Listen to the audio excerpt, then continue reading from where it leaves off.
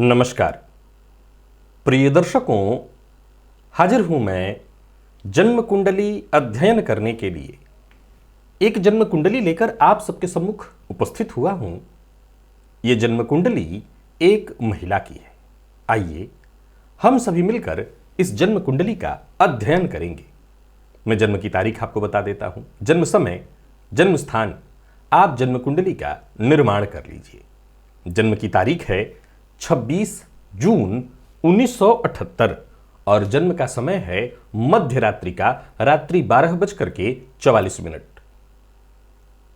मैं जन्म काल के पंचांग से आपको अवगत करा देता हूं। जन्म का जो स्थान है वो दिल्ली है।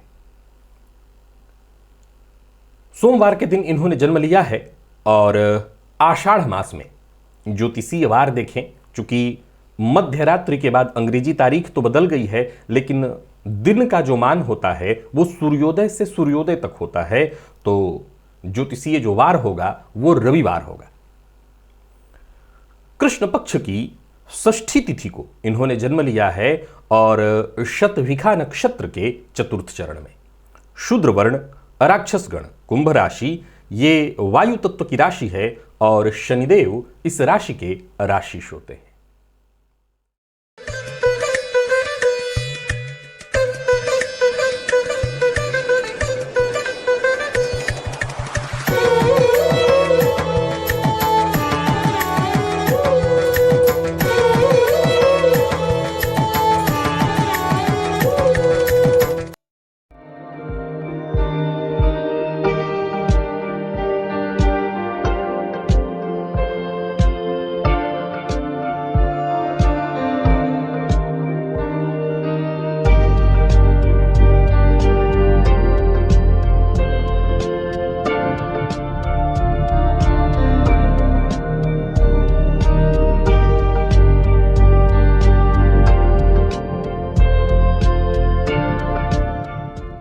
चलिए चलते हैं जन्म कुंडली की ओर। प्रिय दर्शकों, मीन लग्न की आप इनकी कुंडली देख रहे हैं। राशि जो देख रहे हैं वो कुंभ है। लग्नेश का जाकर के जन्म कुंडली के चतुर्थ में और चतुर्थेश का चतुर्थ में ही होना।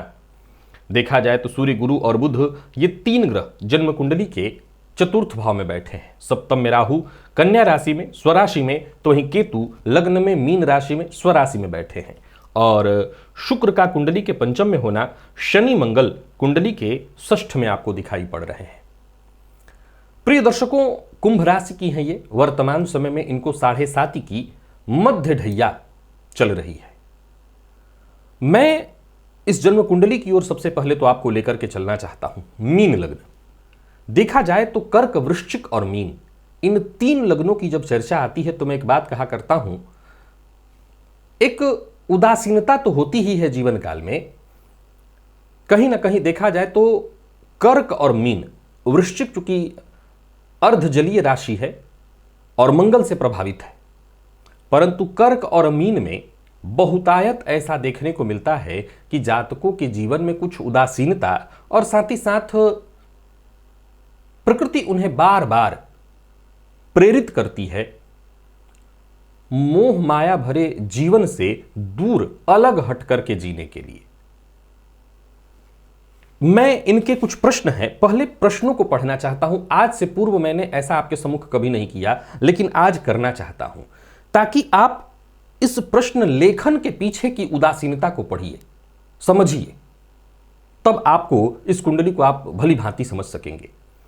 इनका पहला जो प्रश्न है, इन्होंने लगभग 8 प्रश्न लिखे हैं। पहला प्रश्न उन्होंने लिखा है, 20 वर्ष की आयु में बाल झड़ने की शिकायत इनको शुरू हो गई थी। एक रोग लगा और बाल झड़ने की शिकायत हुई। बाल की समस्या के कारण छोटी मोटी और बीमारियां इनके जीवन काल में लगी ही रह गई। इन्होंने पूछा है कि यह रोग कभी ठीक होगा कि नहीं। 1978 का जन्म है, यह बात ध्यान रखिएगा। आगे इन्होंने पूछा है कि केतु ग्रह मेरी कुंडली में कैसा है, उनकी दशा में मैं अपने परिवार से दूर तो नहीं हो जाऊंगी। एक अज्ञात भय, मुझे ये मैं बता रहा हूं, एक अज्ञात भय इसमें आपको दिखाई पड़ेगा। मुझे अपने बच्चों और भाइयों से बहुत लगाव है, पर शायद उनको मुझसे नहीं है। इस वजह से मैं अपने आप को उनसे अलग रखती हूं, पर उनकी चिंता लगी रहती है। मुझे क्या करना चाहिए? मैं इन प्रश्नों को फिर पढ़ के सबका जवाब दूंगा, जरा प्रश्न सुनिए। मेडिटेशन करती हूं, पढ़ती हूं भगवान या ब्रह्मांड के बारे में, पर सभी उपाय चंद्रमा के ही होते हैं, जिनकी मैंने कई सारे उपाय किए हैं चंद्रमा के लिए।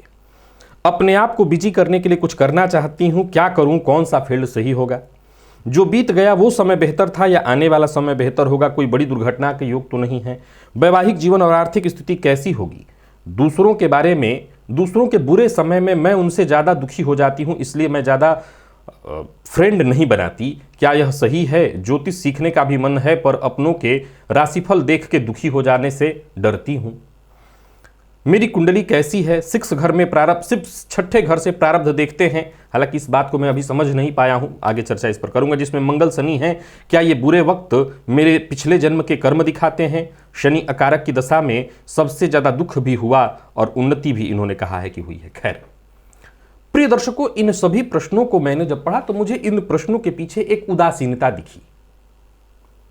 इस उदासीनता को शुरू से प्रारंभ करते हैं। इनका ये रोग, बाल झड़ने की इनकी शिकायत अब तो 1900 इन्होंने लिखा है कि 20 वर्ष की आयु से ऐसा हो रहा है इनके साथ। अब तो जाहिर सी बात है ये परेशानी काफी आगे हो गई होगी, 1978 का इनका जन्म है।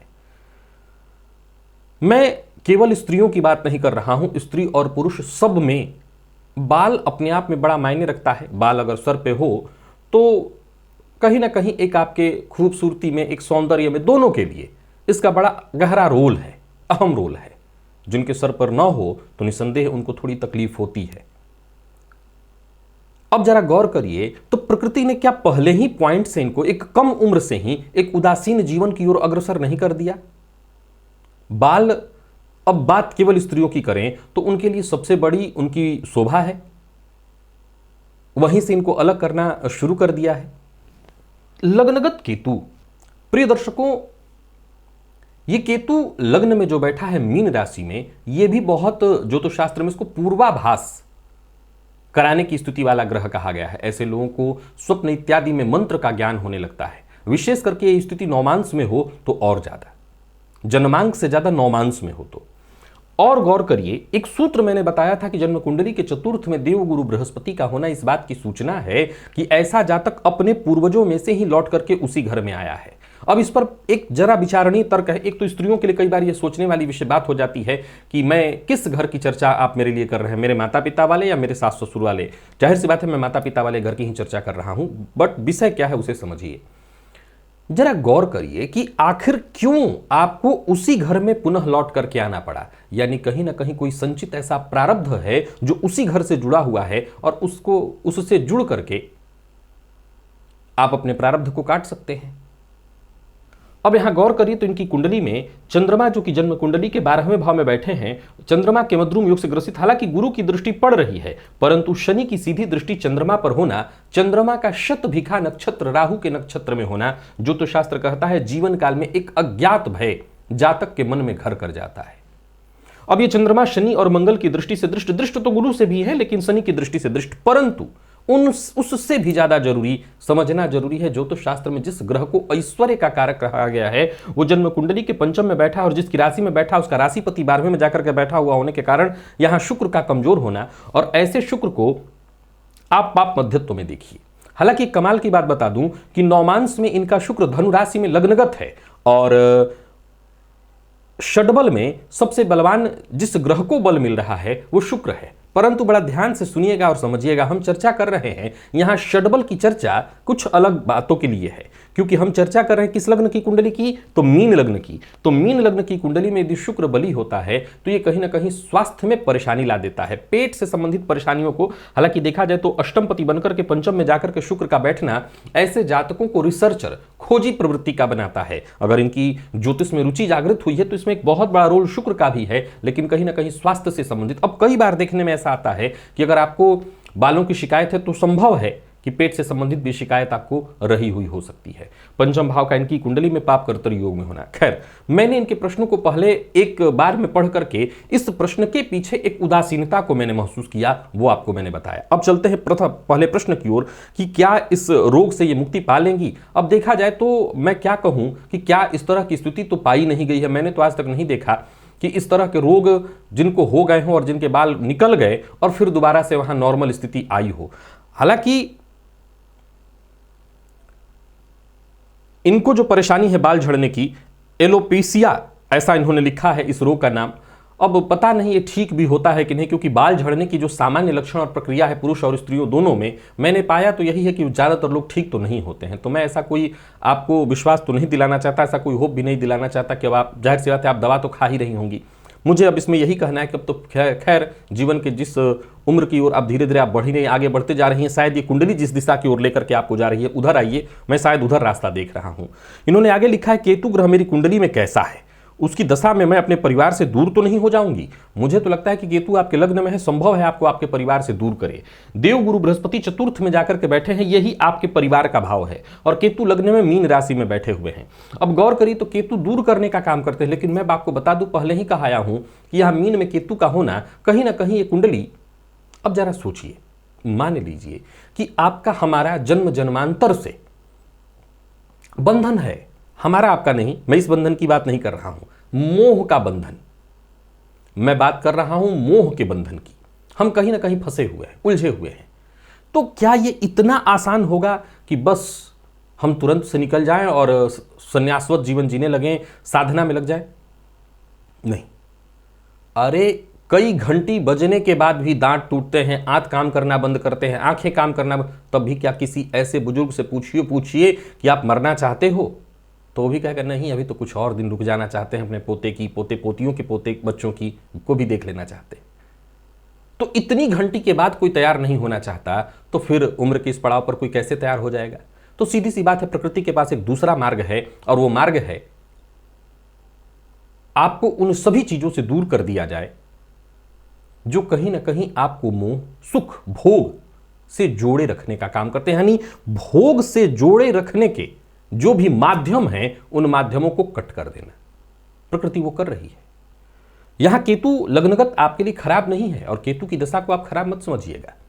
मुझे तो लगता है कि केतु की दशा आपके लिए मैं काफी बेहतर समझता हूं। आने वाले दिनों में जब केतु की दशा आएगी तो आपको कहीं ना कहीं, अब कई बार क्या होता है कि पूर्व के ऐसे संस्कार कम हैं। अब सवाल यह उठता है कि अगर पूर्व के संस्कार नहीं हैं तो फिर कैसे हो सकता है कि कोई मोह से अलग हो जाए? कैसे प्रकृति पूर्व के संस्कार के बिना किसी को मोह से अलग कर देगी? कर ही नहीं सकती है। यह हमारे प्रारब्ध ही प्रकृति के रूप में काम करती है। तो इसका मतलब प्रारब्ध है, परंतु उस प्रारब्ध पर ही भी पर्दा पड़ा हुआ है। तो पर्दा धीरे धीरे छटेगा, और वो केतु का ही काम है पर्दे को छांटना, अलग करना। तो मैं तो समझता हूं केतु की दशा बिल्कुल आपके लिए अच्छी है, और थोड़ा अलग भी कर दे तो वो कोई चिंता की बात नहीं है। वैसे आपको मैं बता दूं कि ऐसा कुछ अलग वाली बात तो नहीं है। आप साथ ही रह करके निस्संदेह धर्म, अध्यात्म, साधना की ओर बढ़िए। यहां गौर करिए, अष्टमपति जाकर के पंचम में बैठे, ये भी अपने आप का एक रिसर्च है, गुप्त साधनाएं हैं, इस पर फोकस करिए। आगे इन्होंने लिखा है कि मैं अपने बच्चों और भाइयों से मुझे बहुत लगाव है, सबको होता है, उनसे मैं दूर तो नहीं चली जाऊंगी, उनकी चिंता लगी रहती है इत्यादि। देखिए, संतान भाव का स्वामी आपकी कुंडली में जाकर के कहां पर बैठा है? 12वें भाव में। ये दूर को ही प्रदर्शित करता है।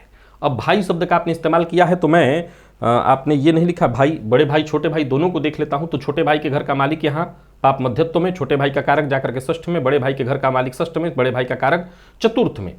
तो ठीक है, समय के साथ हर किसी को एक दूसरे से दूर ही होना। इस कुंडली में ये दोनों के दोनों कहीं ना कहीं सामान्य स्थिति में ही दिखाई पड़ते हैं। तो ये दुराव, और आपने खुद भी इस बात की पुष्टि की है कि शायद उनको मुझसे बहुत लगाव नहीं है। हो सकता है आपके मन का भ्रम भी हो, कई बार ऐसा होता है, कई बार लोग प्रदर्शित नहीं कर पाते हैं। लेकिन मैं यही कहूंगा कि इसमें कोई बुराई नहीं है, ये अलगाव भी ठीक है आपके लिए, इससे कोई चिंता करने की आवश्यकता नहीं है।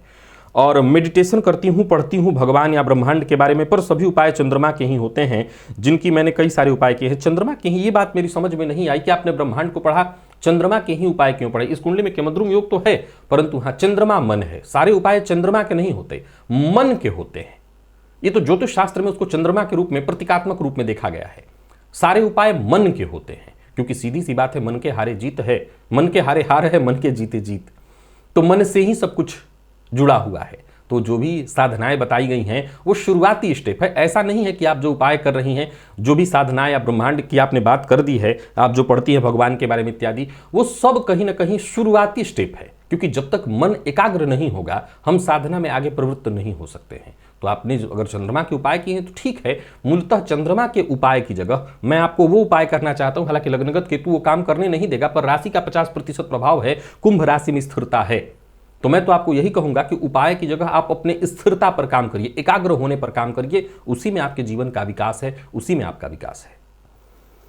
अपने आप को बिजी करने के लिए कुछ करना चाहती हूं, क्या करूं, कौन सा फील्ड सही रहेगा। देखा जाए तो मीन लग्न की कुंडली है, गुरु चतुर्थ में जाकर के बैठे हैं, यहां पर गुरु को केंद्राधिपति दोष लगा हुआ है। बुध तो ऐसे निसंदेह भद्र महापुरुष योग बनाए हुए हैं, रुद्र योग है, शिक्षक योग है, बुधादित्य योग है, तो योग तो यहाँ कई सारे चतुर्थ भाव में आपके लगे हुए हैं। लेकिन गुरु की बात यदि करूं तो गुरु यहां पर केंद्राधिपति दोष से ग्रसित है। कोई बात नहीं, इससे कोई ज्यादा चिंतित होने की जरूरत नहीं। नौमांस में गुरु पंचम भाव में मेष राशि में बैठे हुए हैं, हालांकि मेष का स्वामी मंगल नीच राशि में है वहां पर फिर भी कोई दिक्कत नहीं। मैं आपको बता दूं कि शिक्षा, आपने खुद भी अभी कहा आप ज्योतिषी बनना चाहती हैं, मैं ज्योतिषी तो नहीं कहूंगा, शिक्षा, आप किसी भी फील्ड का कोई ऐसा काम सोचिए जहां शिक्षा देने का काम हो।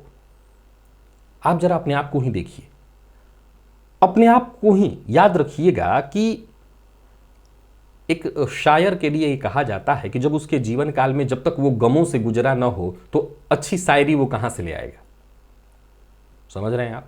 जब तक आप के जीवन में कुछ ऐसे पल न गुजरे हों जो आपके लिए एक नई कहानी बनाएं, तो आप एक नया इतिहास कैसे रचेंगे? और जब इतिहास रचेंगे तो आपके लिए लिखा क्या जाएगा? वैसे ही आपके जीवन काल में शुरुआती दौर से जो कष्ट आपको प्रकृति ने दिया हुआ है, जो परेशानियां, जो स्वास्थ्य को लेकर के इत्यादि जो जूझ रही हैं, आप एक अज्ञात भय मुझे इस कुंडली में साफ साफ आपके प्रश्नों के पीछे महसूस हो रहा है। अब इन चीजों पर पहले तो विजय पाना, साधना के द्वारा, आराधना के द्वारा, और फिर लोगों को समझाना, लोगों को यह बताना कि इन चीजों के साथ भी जिया जा सकता है, परेशानियों के साथ भी आगे बढ़ा जा सकता है। तो मुझे लगता है शिक्षा, मीन लग्न है, मैं हमेशा कहा करता हूं कंसल्टेंसी आप दे सकते हैं, आप परामर्श दे सकते हैं, आप ज्ञान दे सकते हैं, शिक्षक योग भी है यहां पर, तो आप शिक्षा का काम करिए, सर्वश्रेष्ठ है। फिर भी अगर आपको व्यापार सोचना है तो लग्न का मान 19 अंश है, सूर्य आपकी कुंडली में 10 अंश पर है और चंद्रमा जो है 18 अंश पर। कमाल की बात आपको बताता हूं, वैसे तो सूर्य 10 अंश पर मिथुन राशि में बैठे हैं, लेकिन जब भी कोई ग्रह अपने उच्च वाले अंश, जहां की वो परमोच्च स्थिति में होता है, किसी भी राशि में हो तो अच्छा फल देता है। परंतु आपका चूंकि जन्म ही मध्य रात्रि का है, नहीं तो आपका सूर्य भी खराब नहीं था। अब आर्द्रा नक्षत्र में सूर्य और शतभिखा नक्षत्र में चंद्रमा, आप गौर करिए तो ये दोनों राहु के नक्षत्र, और राहु के नक्षत्र में सूर्य और चंद्रमा बैठे, जो अज्ञात है तो आपको लाइफ टाइम देंगे। पर गुरु की यदि बात करूं तो बुध के साथ पुनर्वसु नक्षत्र में बैठे, ये जबरदस्त योग है। तो सबसे तो मैं बता रहा था कौन सा काम, तो यहां पर अगर देखा जाए तो लग्न 19, सूर्य आपकी कुंडली में 10 और चंद्रमा 18, तो लग्न के पास ज्यादा अंश है, 10 घर आगे। गुरु की राशि, गुरु नौमांस में जाकर के मेष मंगल की राशि में बैठे हुए हैं। मंगल की राशि में होने के चलते वैसे तो ये मंगल से संबंधित कार्यों को करने के लिए कह रहा है, और मंगल से संबंधित कार्यों को करना हो तो मुझे मंगल की स्थिति नौमांस में दिख रही है कि वो नीच के हैं, तो मैं मंगल से संबंधित कार्य को न करने की सलाह देता हूं। अब षडबल में सबसे बलवान आपका शुक्र है, तो शुक्र से संबंधित काम भी कराया जा सकता है, कपड़ा, कॉस्मेटिक, रेस्टोरेंट, खाना पीना इत्यादि। पर मैंने कहा कंसल्टेंसी, शिक्षा से संबंधित क्षेत्र की ओर जाइए, वही आपके लिए अच्छा होगा। आपने ज्योतिष का, वो भी मुझे कोई दिक्कत नहीं दिखाई पड़ती। जो बीत गया वो समय बेहतर था या आने वाला समय बेहतर? कौन कोई बड़ी दुर्घटना? हाँ है ना, शनि मंगल का जो संबंध है कुंडली में, दुर्घटना, चोट चपेट, एक्सीडेंट की संभावनाओं को प्रदर्शित करता है। अब सवाल उठता है कि इस सवाल का क्या जवाब दिया जाए कि जो बीत गया वो बेहतर है या जो आने वाला है वो बेहतर? मैं समझता हूं कि हम ये हालांकि केवल और केवल भाषण नहीं है, ये समझने का विषय है। मैं ये अपने लिए भी कह रहा हूं और आप सबके लिए भी कह रहा हूं। जरा सोच के देखिए कि जो बीत गया उसमें हम अच्छा ढूंढने जाते हैं तो हमारे हाथ में कुछ नहीं मिलेगा, जो आने वाला है उसमें अच्छे का इंतजार करते रह जाएंगे तो हमें कुछ नहीं मिलेगा। तो हमें तो आज मिला हुआ है, इस आज में हम हैं।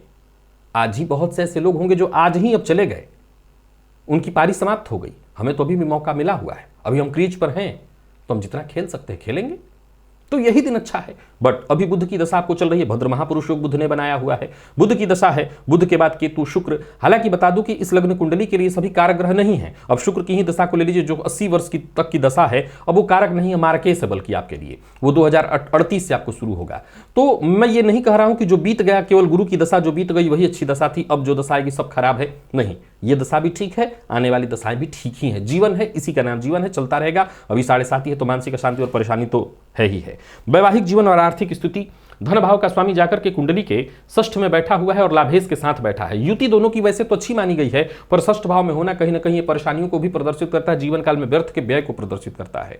सप्तम भाव का स्वामी जाकर के कुंडली के चतुर्थ में बैठा हुआ है, ये ठीक है, भद्र महापुरुष योग है बुध को, परंतु सप्तम में राहु है तो स्वगृही, लेकिन ये भी कई बार दाम्पत्य जीवन में खटपट मतभेद की स्थिति उत्पन्न करा देते हैं। परंतु ये वो लग्न है, मिथुन, धनु, मीन, इन सबों के दाम्पत्य बहुत जल्दी टूटते नहीं हैं, थोड़ा मतभेद भी होगा तो सामंजस्य किया जा सकता है। दूसरों के बुरे समय में मैं उनसे ज़्यादा दुखी हो जाती हूं, इसलिए मैं ज़्यादा फ्रेंड नहीं बनाती। क्या यह सही है? देखिए, मैं एक बात आपको हमेशा कहा करता हूं कि जब इंसान, मैंने एक उदाहरण बीते दिनों किसी कुंडली के दौरान दिया था कि सपोज कीजिए कि घर में कोई महिला विवाह में गई है, किसी कन्या की विदाई हो रही है और उसी समय अभी कोरोना में उसके पति या कोई उसका अपना गुजर गया है, जो कि बहुत अपना हो, समझ लीजिए कि उसके लिए वो रो रही हो, तो उसकी जो आंसू होगी वो विदाई, सबकी आंसू विदाई की होगी, लेकिन उसकी आंसू में, उसके रोने में विदाई के साथ साथ उसका अपना जो वर्तमान गम चल रहा है उसका भी दर्द छलक रहा होगा। तो ये केस आपने जो मुझे कहा ना कि आप खुद कहीं ना कहीं भीतर से एकाकीपन महसूस कर रही हैं, इसीलिए दूसरों के दुख से भी आप उनसे ज्यादा दुखी हो जाती हैं।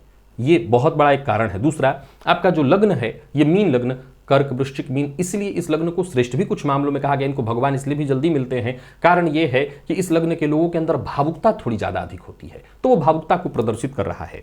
लेकिन इसका यह मतलब नहीं कि हम दोस्त बनाने ही छोड़ दें, हम समाज में जीना ही छोड़ दें। दूसरों के दुख से दुखी होने वाला ही मनुष्य है। यही मनुष्य की पहचान है, जो दूसरों के दुख से दुखी होता है।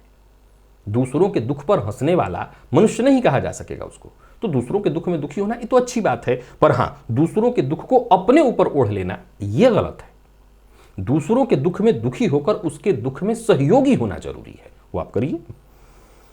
और रही बात ज्योतिष बनने की, तो अभी तो जब आप ये सोच रही हैं कि किसी का राशिफल देख करके डर जाती हैं, तब तो ज्योतिषी होना कठिन है। शायद इसके पीछे कारण है आपका जन्म मध्यरात्रि का होना, जहां सूर्य कमजोर पड़ जा रहे हैं। एक ज्योतिषी का सूर्य भी उतना ही बली होना चाहिए। मैं जानता हूं और मैं समझता हूं इस बात को कि जब आप सामने वाले को कुछ ऐसी बातें बता रहे होते हैं जिसे आप स्वयं सुनना पसंद नहीं करेंगे, तो बताना कितना कठिन होता है। लेकिन नहीं बताएंगे तो फिर आप अपनी विद्या के साथ मजाक करेंगे, तो आपको बताना ही होता है। तो वो आत्मविश्वास तो चाहिए ही चाहिए। मेरी कुंडली कैसी है? 6 घर से प्रारब्ध देखते। देखिए, मैं आज तक नहीं सुना ऐसा। प्रारब्ध आपका ये है, ये आपका भाग्य। ज्यादा से ज्यादा आप अपने पूर्व जन्म को पंचम से विचार कर सकते हैं, तो नवम पंचम भाव बनाया गया, छठा भाव नहीं। शनि देव से देखा जाता था, जिसके बारे में पिछले दिनों मैंने बताया। बाकी आपने अगर कही दिया 6, तो मैं 6 को ही कह देता हूं, कोई गलत नहीं आपने कहा है। पूछिए क्यों?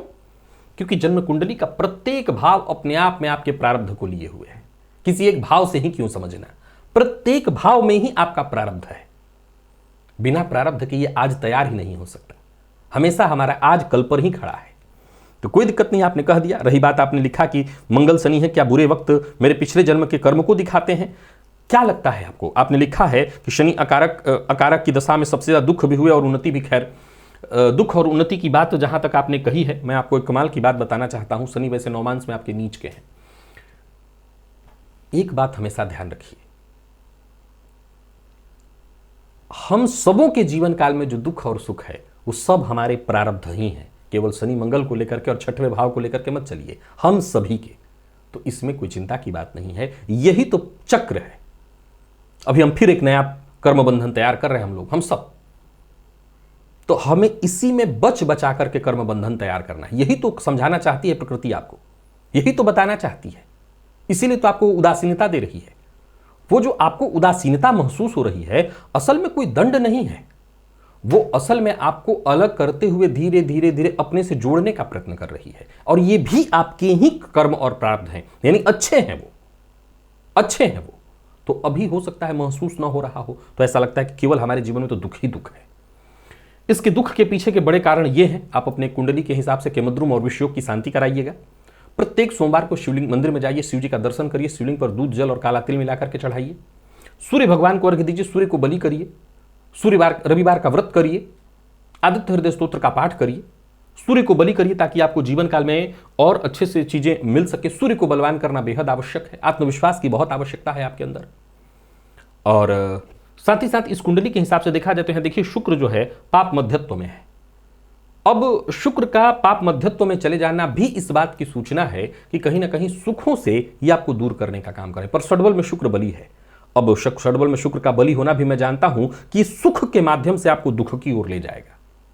मेरी राय यही है, क्योंकि जीवन के उत्तरार्ध या अंतिम समय में शुक्र की दशा आपको 80 वर्ष तक चलने वाली है। तो आप इसी से समझ लीजिए कि जीवन के इस समय में शुक्र यानी भोग ग्रह की दशा का आना ये प्रबल रोग की सूचना है। तो मेरी राय तो यही है कि प्रकृति अगर आपको इससे दूर करने की सोच रही तो आपको हो जाना चाहिए।